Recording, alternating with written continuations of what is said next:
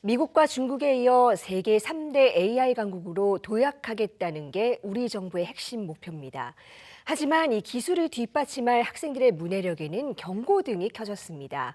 학업 성취도는 세계 상위권이지만 이 비판적 읽기와 판단 능력은 OECD 최하위에 머물고 있기 때문인데요. 결국 이 AI 시대의 경쟁력이 생각하는 힘에 있다는 판단 아래 오늘 국회에서는 독서를 국가 교육 전략으로 삼는 독서 국가 선포식이 열렸습니다. 먼저 영상 보고 오겠습니다.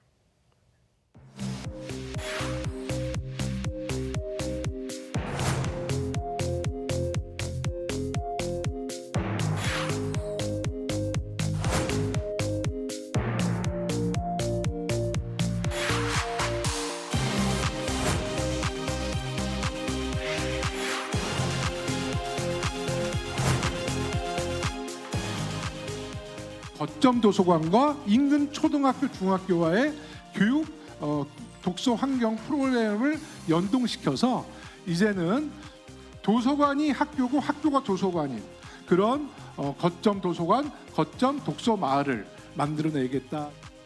지금부터 대한민국을 독서 국가로!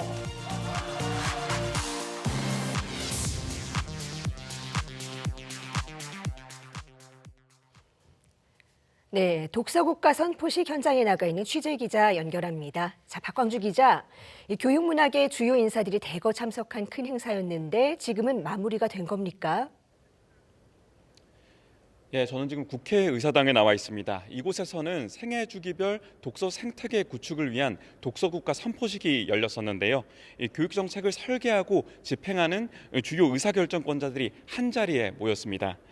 이 국회 교육위원회 김영호 위원장을 비롯해서요. 최교진 교육부 장관, 차정인 국가교육위원장, 정근식 서울교육감도 이 자리에 찾았습니다. 이 독서국가는 AI 시대에 필요한 깊이 있는 사고력과 문제 해결 능력이 독서에서 출발한다는 인식에서 시작된 프로젝트입니다. 이 생애 주기별로 독서 교육을 통해서 공교육을 정상화하겠다는 방안을 담았는데요. 특히 문해력이 형성되는 골든타임인 영유아 시기를 강조하면서 조기 영어 사교육의 대안으로 독서 유치원 구상이 제시됐습니다. 유치원 단계에선 그림책과 놀이 중심 활동으로 책과 친숙한 환경 만들고요.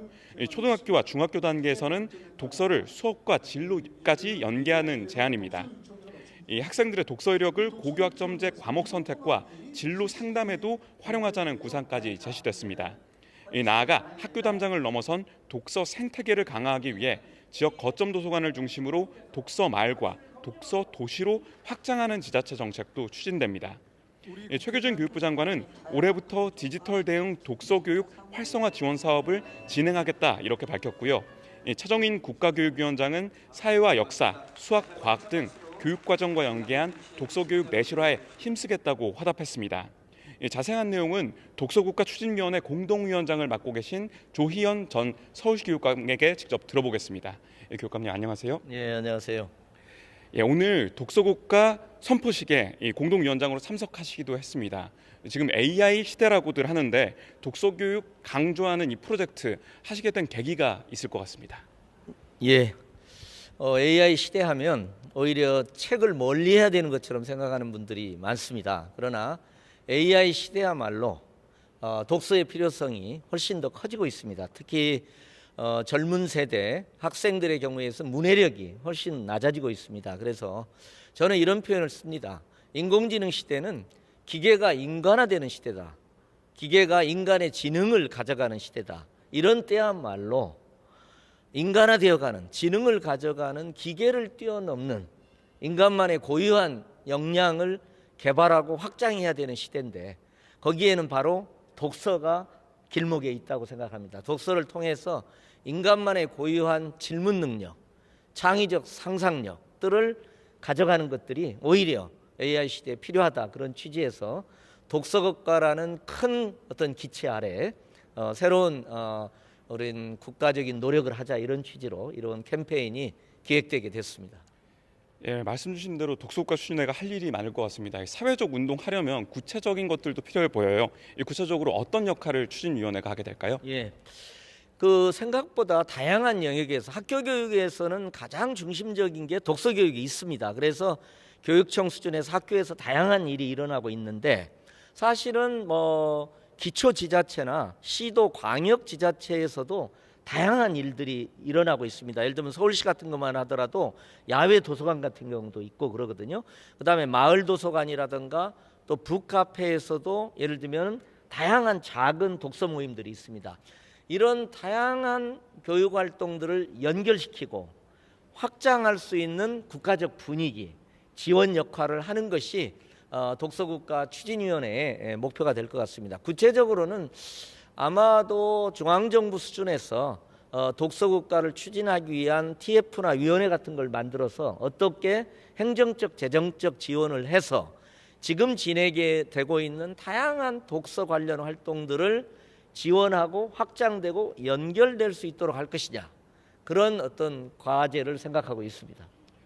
예, 그리고 조기 영어 사교육 지금 저희 교육계의 큰 숙제 중에 하나인데 이 과열되고 있는 사교육 현상에 대해서도 독서 지능책이 공교육에서 역할할 수 있다, 이런 제언도 많이 나오고 있습니다. 이 부분에 대해서는 어떻게 생각하십니까? 예, 아까 기자님께서도 말씀드렸습니다마는 생애 주기별로 다양한 독서 관련 활동을 확대하고 지원하는 것이 목표인데, 특히 이제 초기 단계 유치원 수준에서도 사교육을 대체하는 데 있어서 이런 독서 교육 프로그램들이 일정한 효과를 가져올 거라고 생각합니다. 바로 대체는 아니겠습니다만은 그래도 독서 교육, 토론 교육, 논설 교육 이런 면에 있어서 그림책 교육 이런 면에서 굉장한 대체 효과를 가질 것이다. 저희는 이제 그렇게 기대를 하고 있습니다.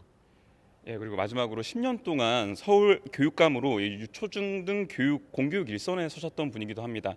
이 공교육 분야에서 독서 교육의 필요성도 느끼셨을 것 같은데 공교육 현장에서 어떤 방식으로 해야 독서 교육 진행될 수 있을지 이 부분도 여쭤보겠습니다. 예, 지금 기존의 교육청에서 굉장히 의미 있는 독서 교육 프로그램들이 진행되고 있습니다. 인천의 읽고쓰라고 들어보셨을 텐데 읽고 걷고 쓰기 프로그램도 있고요. 서울교육청에서는 북웨이브라는 이름으로 책의 물결이죠.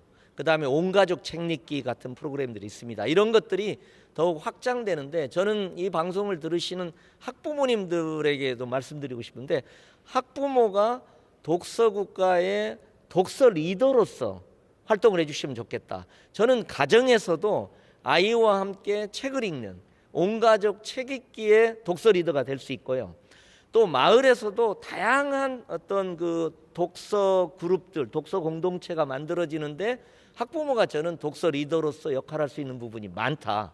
독서국가에서는 이런 학부모의 독서 리더의 역할을 촉진하고 지원하는 그런 것들도 할 계획으로 있습니다. 예, 감사합니다. 위원장님 오늘 말씀 잘 들었습니다. 예, 마을과 도시 곳곳이 독서 생태계가 자리 잡아서 이 독서국가 대한민국이 AI 시대 인재 양성의 요람이 될 수 있길 바라봅니다. 지금까지 국회에서 EBS 뉴스 박광주입니다.